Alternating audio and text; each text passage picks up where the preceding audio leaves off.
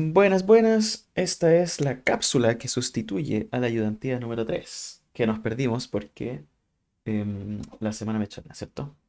Y en la cápsula vamos a ver el algoritmo de filtrado AC3, que es en realidad el único algoritmo que vemos de filtrado. Voy a sacar mi cosita para dibujar que tengo aquí. Em, el algoritmo de filtrado AC3 funciona de la siguiente manera. Aquí está como el input y el output, ¿cierto? Sin explicar el detalle. Entra un grafo de restricciones donde los nodos corresponden a variables, ¿cierto? Cada una tiene un dominio asignado, o sea, un dominio asociado, y los arcos corresponden a las restricciones. El input es un grafo de restricciones inicial y después el output es otro grafo de restricciones, pero donde los dominios fueron filtrados para solo permitir los valores que respetan o pueden, en realidad pueden respetar las restricciones. Entonces, por ejemplo, aquí tenemos una variable, la amarilla, que parte con 3, 5, 7, 9, 10 y después de algún procedimiento que vamos a ver, termina en 3,5 como los únicos valores realmente posibles. Ahora, ¿en qué consiste el AC3? Primero es aplicar nodo consistencia a todos los nodos. Entonces, si recordamos, la nodo consistencia es cerciorarse de que los dominios cumplan con las restricciones unarias. Es decir, por ejemplo, si es que existiese una restricción que dice esta variable amarilla solo puede tomar valores menores a 6, eso correspondería a una restricción unaria porque solo concierne a una variable y al aplicar o sea, nodo consistencia se reduciría a esto. Entonces, primero aplicamos nodo consistencia a todos los nodos. Luego, creamos una cola con todos los pares de nodos conectados. Entonces, aquí tendríamos, por ejemplo, si decimos A, B, C, tendríamos el par AB, el par BA, el par AC, CA y BC, CB, ¿cierto? Entonces, para cada arco en realidad tenemos dos pares que hay que agregar. Luego se aplica el arco consistencia a cada elemento de la cola y con el detalle de que si es que se modifica el dominio de un nodo, se reingresa a la cola todos los pares que incluyan dicho nodo. Y ahí se va a quedar muy claro cuando hagamos los ejemplos. Y cuando la cola está vacía, termina el algoritmo. Entonces, tenemos un ejemplo aquí cortito de AC3. ¿Qué vamos a hacer? Primero, hay que aplicar nodo consistencia, ¿cierto? En este caso no tenemos ninguna restricción unaria. Entonces, ese paso está listo. Luego tenemos que anotar todos los arcos. Entonces podemos decir, tenemos el par AB, el par BA, tenemos el par AC, tenemos el par CA, tenemos el par BC, el par CB y después tenemos el par CD y el par DC. Entonces, inicialmente la cola está así. Y después vamos uno por uno y vamos tratando de filtrar los valores de los dominios tal que solo se tomen los valores que son posibles en cierto sentido. Entonces, primero vemos A con B. ¿Y qué es lo que hay que preguntarse? Hay que preguntarse, para cada valor de A, tiene que haber algún valor de B que permita ese valor. En otras palabras, tenemos aquí, A debe ser mayor a B. Entonces, partiendo del uno, si es que A fuese uno, existiría, como existe en B algún valor que satisfaga esta restricción, uno mayor a algo. Bueno, en este caso no, ¿cierto? Porque uno mayor que 5, no, uno mayor que 4, no, etcétera. Y uno mayor que uno eventualmente no. Entonces, inmediatamente sabemos de que si es que A fuese a tomar este valor, entonces B no podría tomar ningún valor, no encontraríamos una solución. Luego sabemos que el valor uno no está permitido. Y ese lo sacaríamos del dominio. Lo mismo con 2. ¿2 es mayor a algún valor de aquí? Sí, a uno. Y como existe por lo menos un valor en B, entonces el 2 se mantiene. Y lo mismo con 3. 3 es mayor que 2 o 3 es mayor que uno. Basta con encontrar uno. Ahí completamos el primer par. Luego el segundo par es al revés, ¿cierto? Es B con A. Entonces ahora hay que, por cada valor de B, hay que preguntarse si existe algún valor de A que lo permita. Entonces, B tiene que ser menor que A. Entonces, uno es menor a 2, ahí estamos bien. 2 es menor a 3, estamos bien. 3 es menor que... Chuta. Ahí parece que no se puede. Entonces el 3 se nos va. 4 menor que tampoco. 5 menor que tampoco. Ahí se nos fueron hartos valores del dominio. Y terminamos ese par. Luego tenemos A con C. Entonces A es menor que C, ¿cierto? 2 menor que 3. Ahí estamos bien. 3 menor que 4. Entonces en A no se filtra nada. Al revés, C mayor a A. Entonces 4 es mayor a 3, 3 es mayor a 2, 2 es mayor a... Chuta. Ahí no se puede. Entonces ese se nos va. Y modificamos el dominio de C, ¿cierto? Luego B con C. Entonces aquí tenemos una desigualdad que suelen ser las restricciones que para AC3 son las más inútiles. Porque casi siempre hay un ejemplo al otro lado que lo satisface, ¿cierto? Entonces B distinto de C, bueno, uno es distinto de 3, 2 es distinto de 3 también, así que ahí no pasa nada. C con B lo mismo. Y después tenemos C con D, entonces C tiene que ser menor a D. 3 es menor que 4 y 4 es menor que... Ah, ahí no se puede, ¿cierto? Entonces el 4 también se nos va. Claro que si estuviésemos presencial, yo igual estaría diciendo ya, tú dime quién, qué se filtra, etcétera. Pero como es cápsula, en realidad vamos más rápido. Entonces, aquí modifiqué el dominio de C, si se fijan. Entonces, ahora hay que refrescar en cierto sentido. Y vamos aquí, ¿cierto? Aquí vamos mirando. Hay que refrescar todos los pares que incluyen a C, que serían estos. Terminamos con CD, seguimos con DC. La profesora a veces hace que como que va reorganizando dinámicamente la cola para no sé, resolver estos de nuevo antes de pasar al siguiente. Pero como en estricto rigor, esta es una cola FIFO, entonces en realidad deberían seguir como primero, segundo, tercero, cuarto, etcétera. Llegan a este y después pasan a los que fueron últimamente agregados, ¿cierto? Para respetar el first in, first out. Entonces el DC 2 es mayor a nada, ¿cierto? Entonces ese se nos va. Y aquí estaría la duda de si es que se refresca este, ¿cierto? ¿Se nos refrescará el CD? Creo que sí, técnicamente creo que sí, porque son pares separados, pero no sé si en algún momento afecta. Ahí no sabría, quizás les podría decir la próxima ayudantía, tendría que revisar el detalle de la implementación. Pero por mientras refresquémoslo, porque al fin y al cabo no hace daño, ¿cierto? Ese se nos va y después C con D se cumple igual, da lo mismo, ¿cierto? Ahora sí, volvimos a los que se refrescaron previamente, que sería el A con C. Entonces, 2 menor que 3, 3 menor que... Aquí no hay ningún valor, entonces se nos va ese. El C con A, ese sí lo cumple.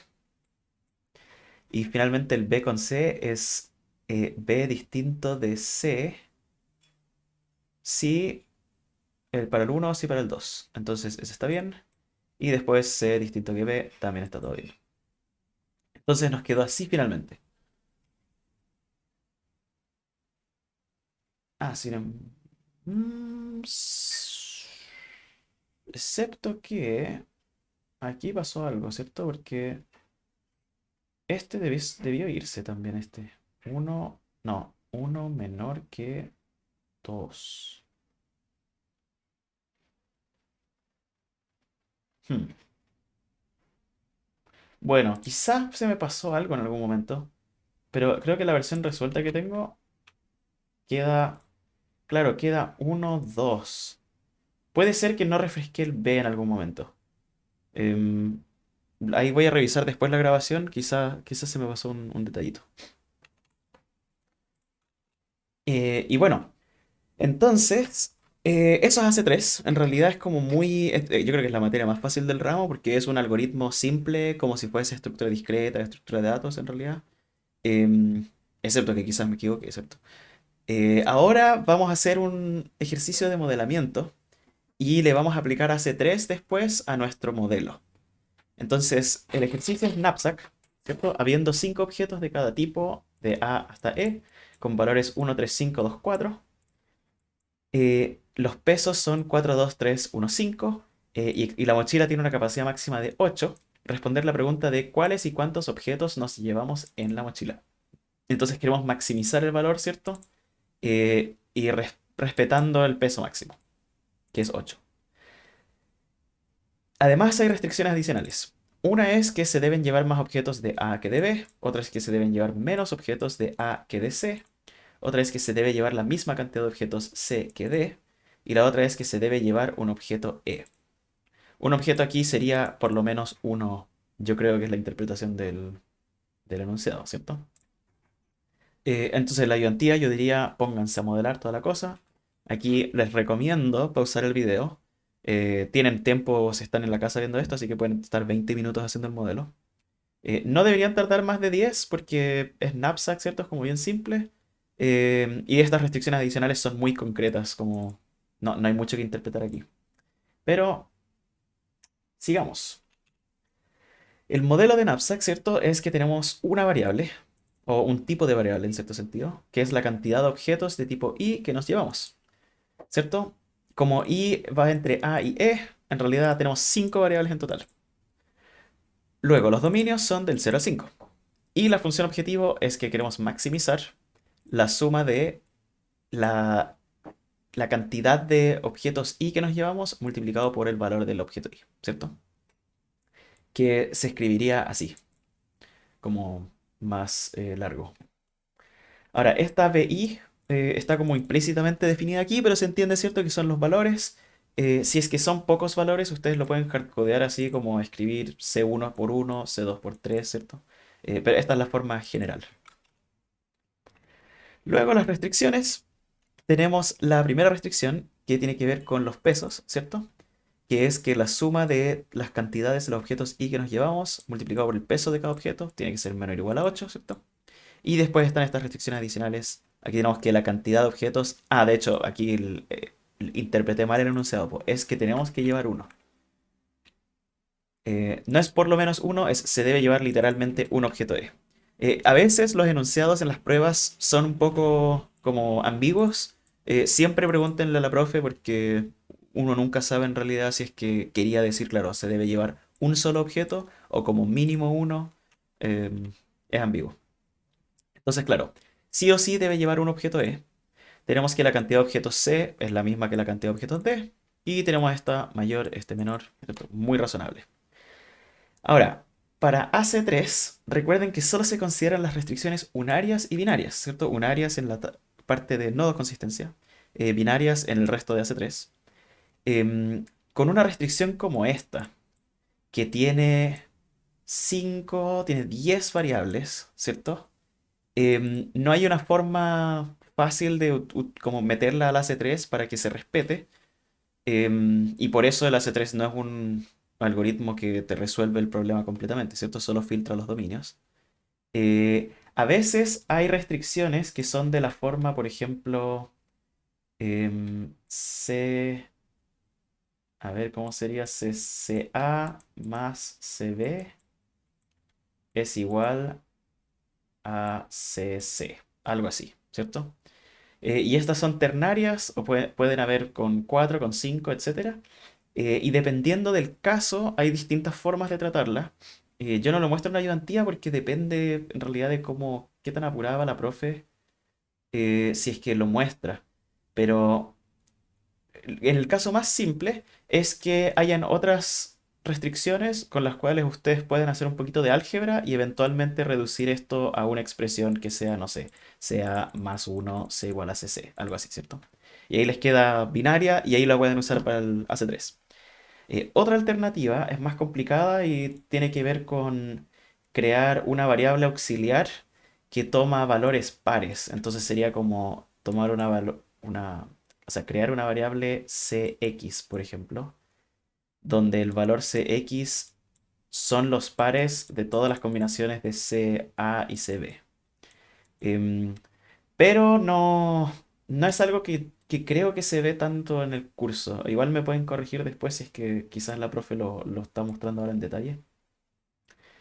Pero sí, creo que en el certamen que me tocó a mí había una transformación fácil con álgebra de cómo esta pasa para otro lado, esto se divide y eventualmente puedes transformarla en una restricción binaria. Eh, si es que les pasan unas ternarias, ahí le pueden preguntar a la profe también. Luego, nuestro grafo de restricciones de Knapsack quedaría así. Entonces tendríamos las CA, CB, CC, CD, CE, ¿cierto? Son 5 variables. Tenemos nuestras restricciones, tenemos nuestros dominios.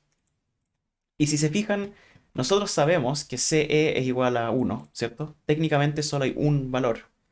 Pero igual no sería correcto aquí dejar solo uno como el dominio, porque lo que entra al AC3 es el grafo de restricciones, ¿cierto? Las restricciones, los variables, los dominios.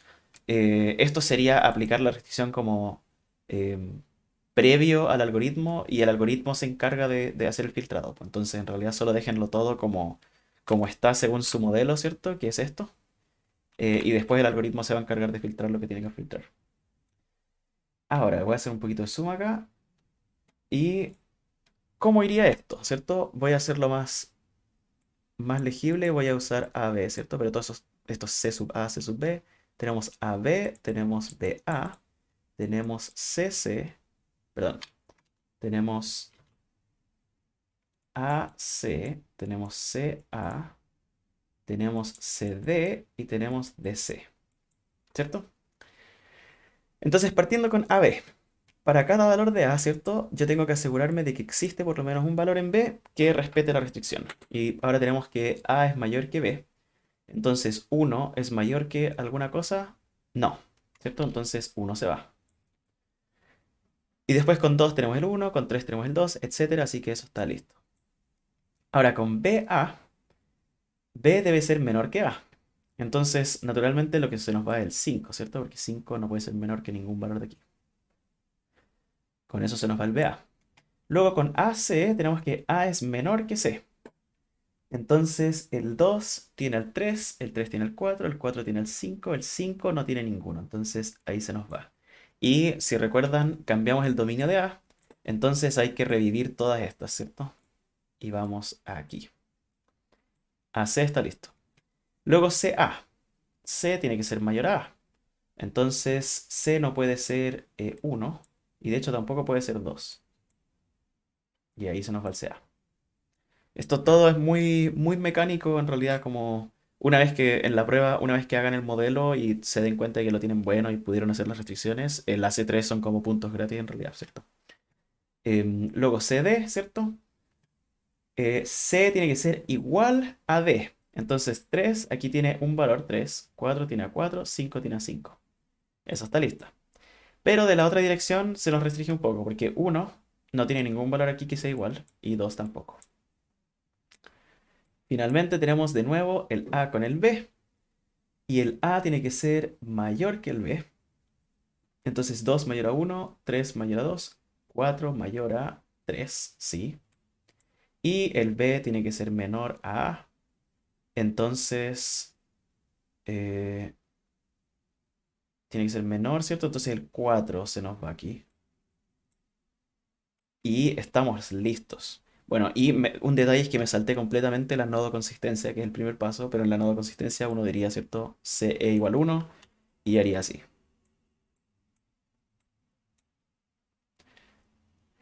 Y eso debería ser correcto, ¿cierto? Revisemos. Queda... Oh, se me corrió. No.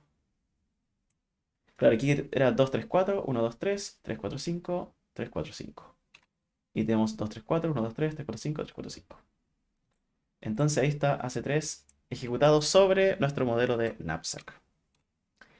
Ahora, para terminar, tenemos verdaderos y falsos, ¿cierto? Que van a ver inevitablemente en el certamen. El primero es que AC3 nos permite encontrar soluciones reduciendo el espacio de búsqueda del problema.